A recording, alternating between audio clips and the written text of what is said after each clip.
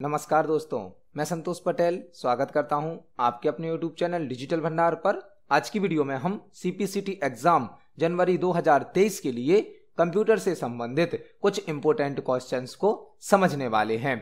यह हमारा CPCT exam जनवरी 2023 के लिए पार्ट नंबर 13 है। इस वीडियो में हम CPCT एग्जाम के लिए और सभी प्रकार के कॉम्पिटिटिव एग्जाम के लिए 15 इंपोर्टेंट क्वेश्चंस को समझने वाले हैं। अभी तक हम अपने वीडियोस में 20 क्वेश्चंस को समझते थे, लेकिन आप सभी के सजेशन के आधार पर अब हमने वीडियो में 5 क्वेश्चंस को कम किया है और अब हम हर वीडियो में 15 क्वेश्चन को समझने वाले हैं। लेकिन जब हम एक क्वेश्चन समझते हैं तो उससे संबंधित हमें कई और भी क्वेश्चन तैयार करने मिल जाते हैं। तो चलिए शुरुआत करते हैं आज की वीडियो का। देखते हैं आज का हमारा पहला क्वेश्चन क्या है। पहला क्वेश्चन हमसे पूछा गया है, कंप्यूटर की ब्लैंक जनरेशन में इंटीग्रेटेड सर्किट का उपयोग किया जाता है। कंप्यूटर की ब्लैंक जनरेशन में इंटीग्रेटेड सर्किट का उपयोग किया जाता है। यह क्वेश्चन कंप्यूटर की जनरेशन से संबंधित है। यहां पर आपको कई प्रकार के क्वेश्चन तैयार करने मिलेंगे। कंप्यूटर सिस्टम की टोटल 5 जनरेशन है। 5 आपसे क्वेश्चन पूछा जा सकता है कि कंप्यूटर सिस्टम की टोटल कितनी जनरेशन है, तो कंप्यूटर सिस्टम की टोटल 5 जनरेशन है। फर्स्ट जनरेशन से लेकर 5th जनरेशन तक। हर जनरेशन में एक अलग टेक्नोलॉजी का यूज किया जाता है। हर जनरेशन की टेक्नोलॉजी अलग अलग है।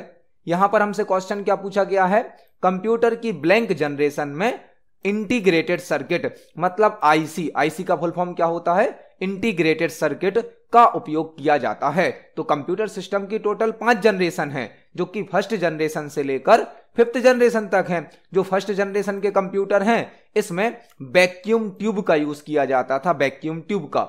सेकेंड जनरेशन के कंप्यूटर में ट्रांजिस्टर का यूज किया जाने लगा, ट्रांजिस्टर। थर्ड जनरेशन के कंप्यूटर में आईसी का यूज किया जाने लगा, आईसी, और आईसी का फुल फॉर्म होता है इंटीग्रेटेड सर्किट।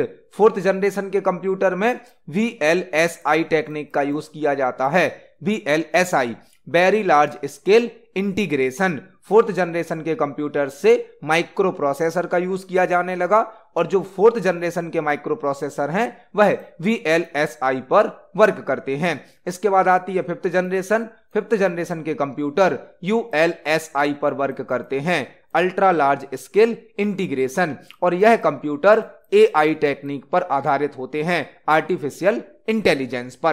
तो यहां पर हमसे पूछा गया था कंप्यूटर की ब्लैंक जनरेशन में आईसी का यूज किया जाता है, वह होगी 3rd जनरेशन। 3rd जनरेशन के कंप्यूटर में इंटीग्रेटेड सर्किट या आईसी का उपयोग किया जाता है। तो इस क्वेश्चन का आंसर होगा ऑप्शन नंबर सी। देखते हैं हमारे नेक्स्ट क्वेश्चन को। नेक्स्ट क्वेश्चन है, ब्लैंक सेकेंडरी स्टोरेज का एग्जाम्पल है। ब्लैंक सेकेंडरी स्टोरेज का एग्जाम्पल है। यहां पर यह क्वेश्चन हमसे मेमोरी से संबंधित पूछा गया है। मेमोरी से संबंधित कंप्यूटर सिस्टम में 2 प्रकार की मेमोरी होती है, एक होती है प्राइमरी मेमोरी, एक होती है सेकेंडरी मेमोरी। प्राइमरी मेमोरी वह होती है जो डायरेक्ट सीपीयू से कनेक्ट होती है, डायरेक्ट सीपीयू के कांटेक्ट में होती है, वह कहलाती है प्राइमरी मेमोरी। और जो मेमोरी डायरेक्ट सीपीयू से कनेक्ट नहीं होती है वह कहलाती है सेकेंडरी मेमोरी। तो हमसे यहां पर पूछा गया है कि दिए गए ऑप्शन में से कौन सी सेकेंडरी मेमोरी का एग्जाम्पल है।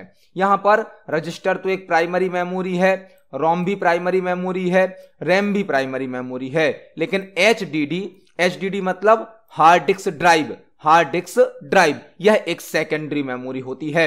एचडीडी का फुल फॉर्म क्या होता है, हार्ड डिस्क ड्राइव, जो कि एक सेकेंडरी मेमोरी होती है, परमानेंटली डेटा को स्टोर करती है, लॉन्ग टाइम तक डेटा को स्टोर किया जा सकता है। तो एचडीडी एक सेकेंडरी मेमोरी होती है। एचडीडी का फुल फॉर्म होता है hard disk drive, hard disk drive. तो इस क्वेश्चन का आंसर क्या होगा, ऑप्शन नंबर डी। यहां पर आपको कुछ क्वेश्चन और तैयार करने हैं।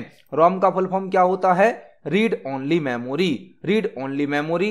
रैम का full form random access memory. Register क्या है, रजिस्टर कंप्यूटर सिस्टम के अंदर सबसे छोटी और सबसे फास्ट मेमोरी होती है।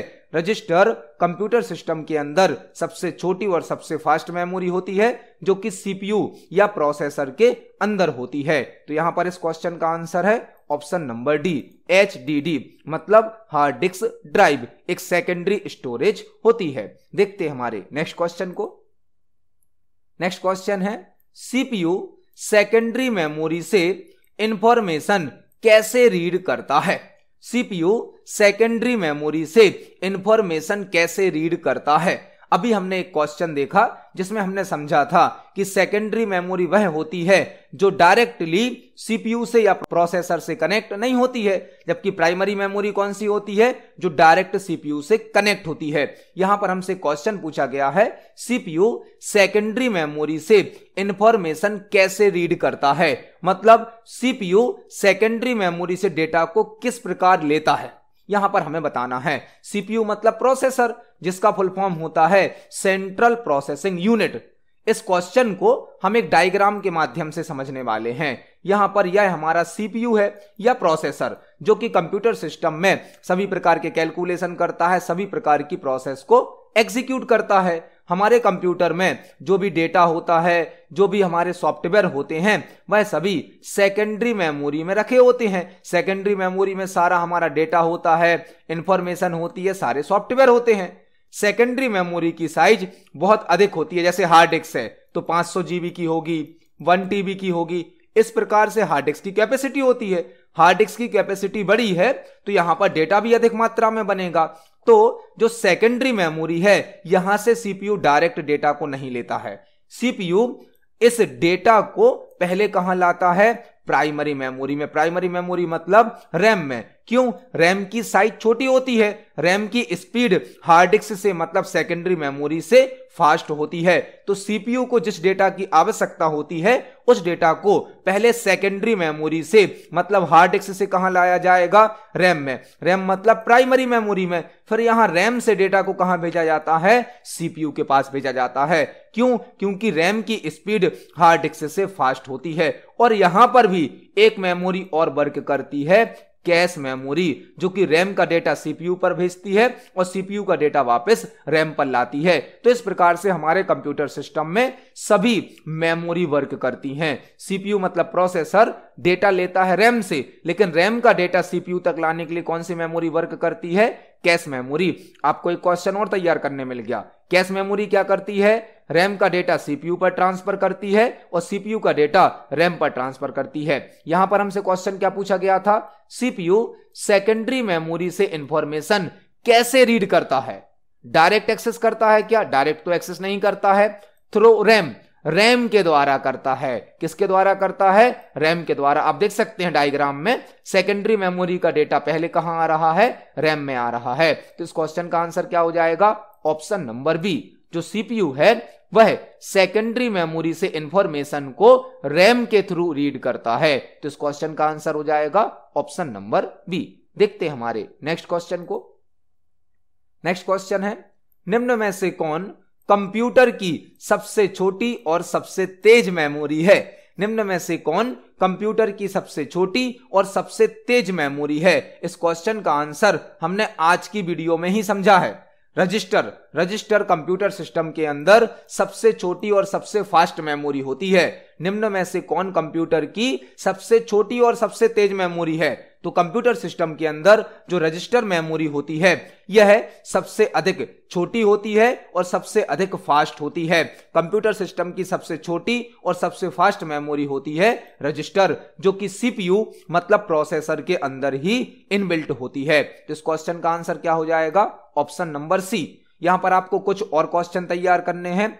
CD-ROM का फुल फॉर्म क्या होता है। CD-ROM का फुल फॉर्म है compact disc read only memory. Compact disc read only memory. DRAM का फुल फॉर्म क्या है, dynamic random access memory. Dynamic random access memory. RAM का फुल फॉर्म क्या है, रैंडम एक्सेस मेमोरी।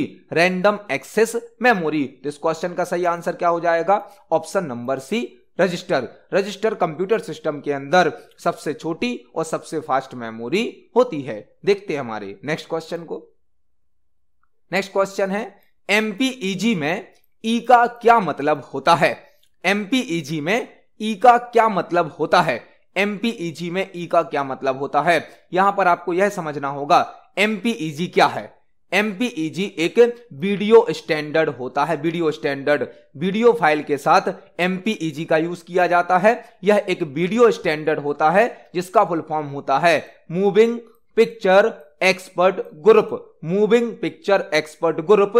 तो यहां पर ई का मीनिंग क्या हो जाएगा? एक्सपर्ट।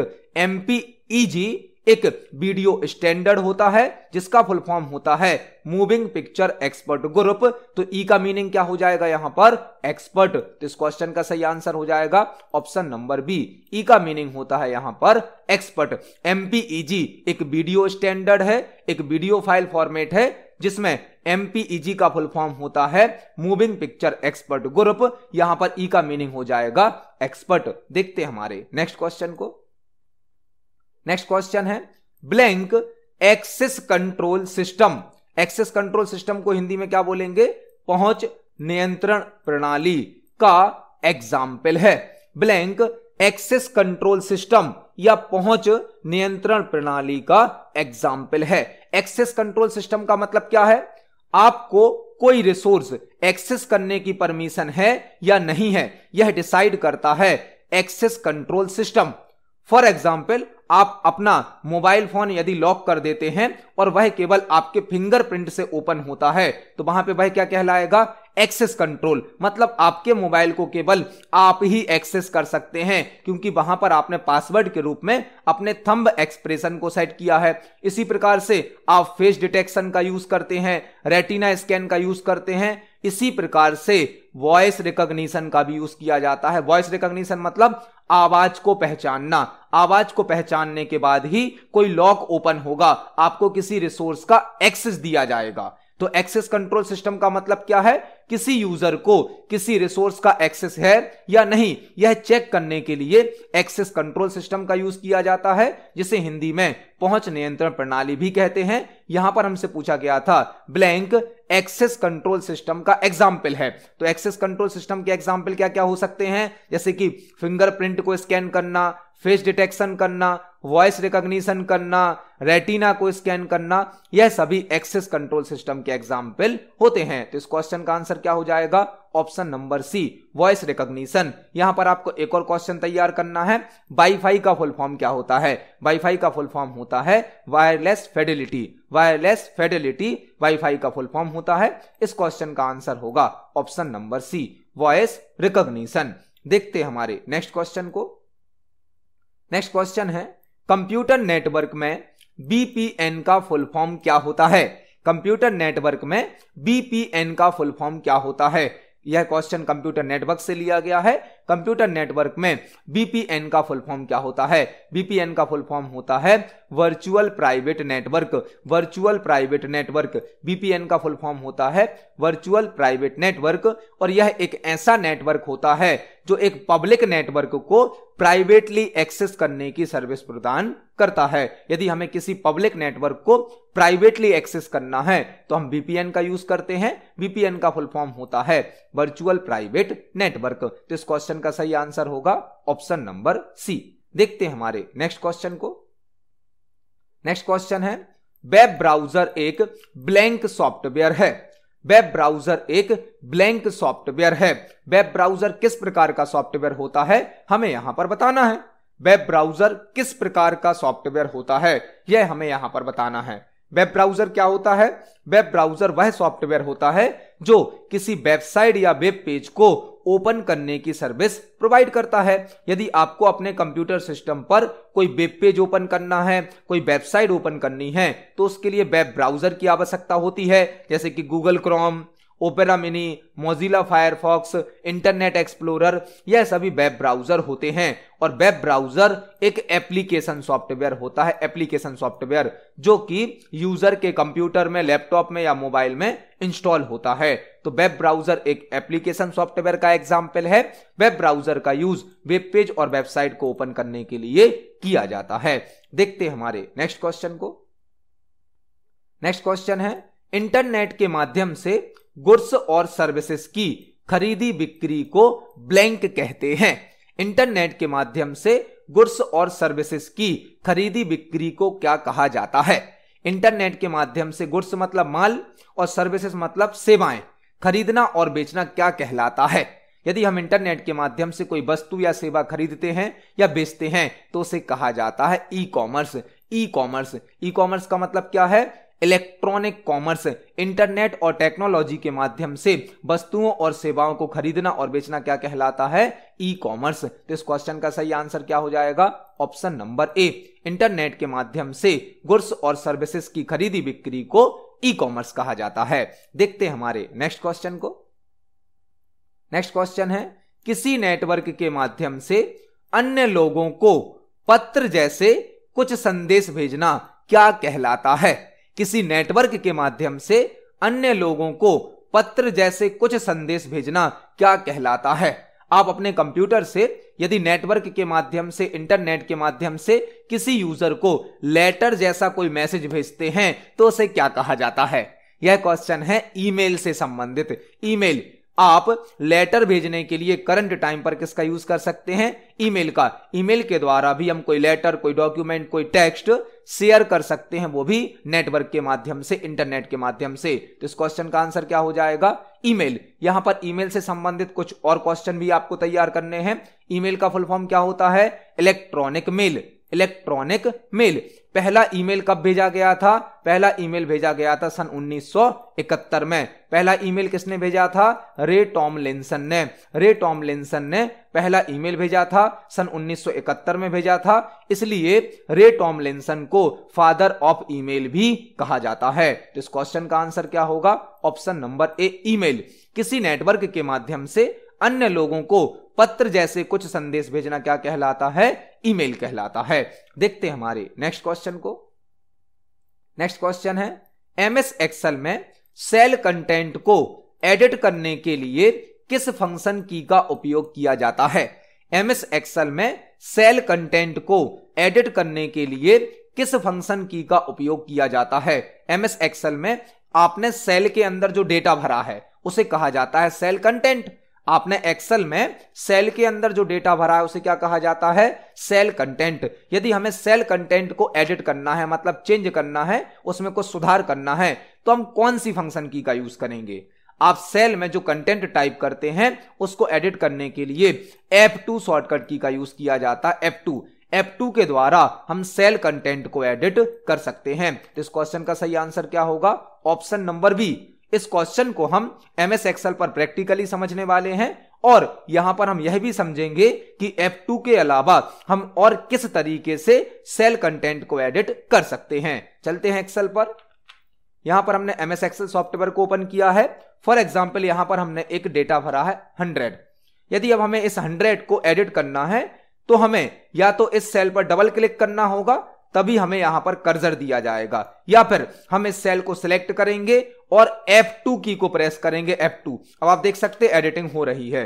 पहले हमें सेल को सिलेक्ट करना है, देन F2 प्रेस करना है। आप यहां पर एडिटिंग कर सकते हैं। इसके अलावा आप सेल को सिलेक्ट करने के बाद फॉर्मूला बार से भी एडिटिंग कर सकते हैं। फॉर्मूला बार से मतलब एक्सेल में यदि किसी सेल के कंटेंट को एडिट करना है तो या तो आप उस पर डबल क्लिक करें, या फिर सेल को सिलेक्ट करने के बाद F2 की को प्रेस करें, या फिर सेल को सिलेक्ट करने के बाद फॉर्मूला बार पर क्लिक करें। यहां से भी आप एडिटिंग कर सकते हैं। तो एक्सेल में सेल कंटेंट को एडिट करने के 3 तरीके होते हैं। इस क्वेश्चन का सही आंसर क्या होगा?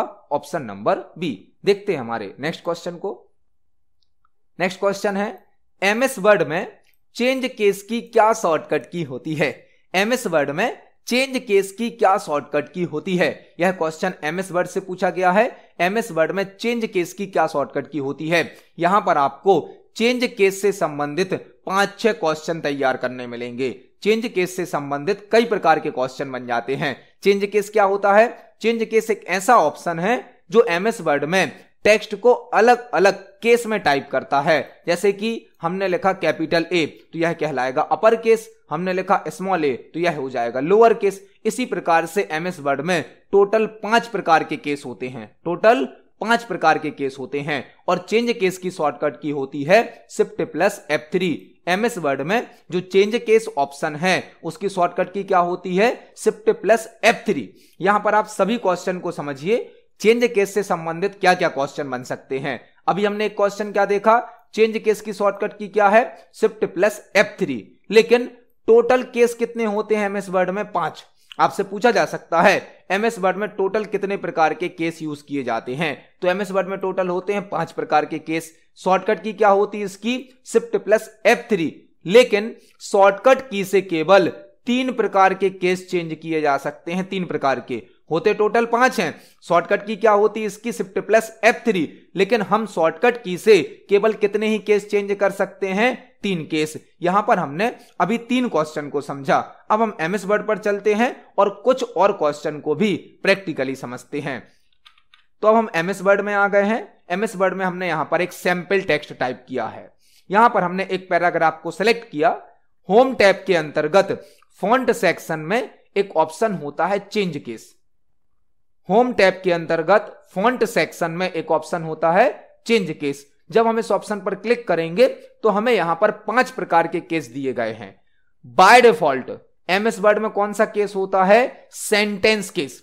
आपको एक और क्वेश्चन तैयार करना है, एमएस वर्ड का डिफॉल्ट केस कौन सा होता है, सेंटेंस केस। सेंटेंस केस का मतलब क्या है, आपके प्रत्येक सेंटेंस का फर्स्ट लेटर कैपिटल है, बाकी सभी स्मॉल है। पूरे सेंटेंस में केवल पहला अक्षर कैसा होगा, कैपिटल होगा। तो एमएस वर्ड का डिफॉल्ट केस कौन सा होता है, सेंटेंस केस। इसके अलावा कौन सा केस है, लोअर केस। लोअर केस का मतलब क्या है, पूरा मैटर हमारा स्मॉल लेटर में शो किया जाएगा। तीसरा है अपर केस। अपर केस का मतलब क्या है, पूरा मैटर हमारा पूरा टेक्स्ट कैपिटल लेटर में शो किया जाएगा। नेक्स्ट केस है यहां पर capitalise each word. Capitalise each word, जैसे हम इस ऑप्शन पर क्लिक करेंगे तो हर वर्ड का पहला अक्षर कैपिटल हो जाएगा। कैपिटलाइज ईच वर्ड या कैप्सलाइज ईच वर्ड भी बोल सकते हैं इसको हम, जो कि हर वर्ड के पहले लेटर को कैपिटल कर देता है। और एक और केस होता है टॉगल केस। टॉगल केस क्या करता है, जो लेटर आपने स्मॉल में लिखे थे वह कैपिटल में हो जाएंगे और जो आपने कैपिटल में लिखे थे वह स्मॉल में हो जाएंगे। टॉगल केस करता क्या है, केस को रिवर्स कर देता है। रिवर्स कर देता मतलब जो आपने स्मॉल में लिखा होगा वह कैपिटल में बदल जाएगा और जो कैपिटल में लिखा होगा वह स्मॉल में बदल जाएगा। तो टॉगल केस क्या करता है, केस को रिवर्स कर देता है। तो एमएस वर्ड के अंदर टोटल 5 प्रकार के केस होते हैं। बाय डिफॉल्ट कौन सा केस होता है, सेंटेंस केस। और चेंज केस की शॉर्टकट की क्या होती है, shift plus F3, shift plus F3। लेकिन शॉर्टकट की के माध्यम से केवल 3 प्रकार के केस यूज किए जा सकते हैं। तो यहां पर हमने चेंज केस से संबंधित सभी प्रकार के क्वेश्चन को समझा। इस क्वेश्चन का आंसर होगा option number B, shift plus F3 change case की शॉर्टकट की होती है। देखते हैं हमारे नेक्स्ट क्वेश्चन को। नेक्स्ट क्वेश्चन है, एमएस एक्सेल में करंट डेट एंड टाइम को शो करने के लिए किस फंक्शन का उपयोग किया जाता है। एमएस एक्सेल में यदि हमें करंट डेट और टाइम दोनों को शो करना है तो हम कौन सा फंक्शन यूज करेंगे। एमएस एक्सेल में यदि हमें आज की डेट और अभी का समय शो करना है तो हम कौन सा फंक्शन यूज करेंगे। यहां पर आपको 2 क्वेश्चन तैयार करने हैं। एमएस एक्सेल में यदि आपको केवल करंट डेट को ऐड करना है, करंट डेट को, तो उसके लिए होता है टुडे फंक्शन। टुडे फंक्शन क्या करता है, एक्सेल में करंट डेट को शो करता है। एमएस एक्सेल में यदि आपको करंट डेट शो करनी है तो टुडे फंक्शन है, और यदि करंट डेट एंड टाइम दोनों को शो करना है तो होता है now function. Now function, now function से हम करंट डेट एंड टाइम दोनों को शो कर सकते हैं, जबकि टुडे फंक्शन से केवल डेट को शो कर सकते हैं। तो इस क्वेश्चन का आंसर हो जाएगा option number C. Now function current date और टाइम दोनों को शो करता है, जबकि टुडे फंक्शन केवल करंट डेट को शो करता है। हम इन दोनों क्वेश्चन को एक्सेल पर प्रैक्टिकली भी समझ सकते हैं। यहां पर यदि हम एक्सेल में इक्वल के साथ टुडे फंक्शन को टाइप करें और एंटर की को प्रेस करें तो आप देख सकते हैं आज की जो भी डेट है वह हमारे सामने शो की जा रही है। इसी प्रकार से यदि हम इक्वल के साथ नाउ फंक्शन को टाइप करें तो नाउ फंक्शन हमें क्या बता रहा है, आज की डेट और अभी का समय। आप देख सकते हो यह वीडियो हम किस डेट पर और किस समय पर रिकॉर्ड कर रहे हैं। तो यदि टुडे फंक्शन लगाएंगे तो आपको केवल आज की डेट देखने मिलेगी, और यदि हम नाउ फंक्शन लगाएंगे तो करंट डेट और टाइम हमें दोनों शो किया जाएगा। यहां पर आपको 2 क्वेश्चन और तैयार करने हैं। 2 क्वेश्चन और हम तैयार करने वाले हैं।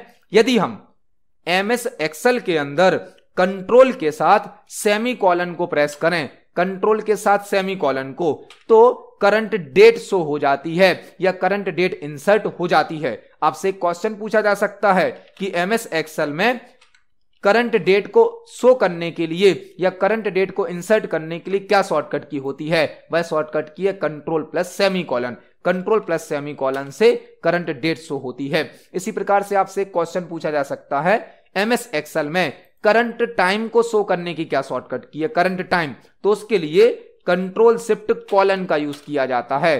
Control shift colon, control shift colon से करंट टाइम शो होता है, जबकि कंट्रोल के साथ सेमीकोलन से करंट डेट शो हो जाती है। तो यहां पर हमने एक साथ 4 क्वेश्चन तैयार करे।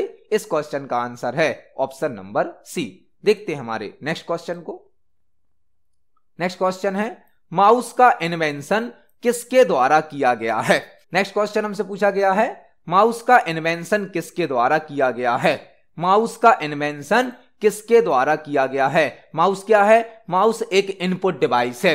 माउस एक इनपुट डिवाइस है और माउस को पॉइंटिंग डिवाइस भी कहा जाता है, पॉइंटिंग डिवाइस। और माउस का इन्वेंशन डगलस एंजेलबार्ट के द्वारा किया गया है। डगलस एंजेलबार्ट के द्वारा माउस का इन्वेंशन किया गया है। तो माउस एक इनपुट डिवाइस है, माउस एक पॉइंटिंग डिवाइस भी है और माउस का इन्वेंशन डगलस एंजेलबार्ट के द्वारा किया गया है। तो इस क्वेश्चन का सही आंसर होगा ऑप्शन नंबर ए।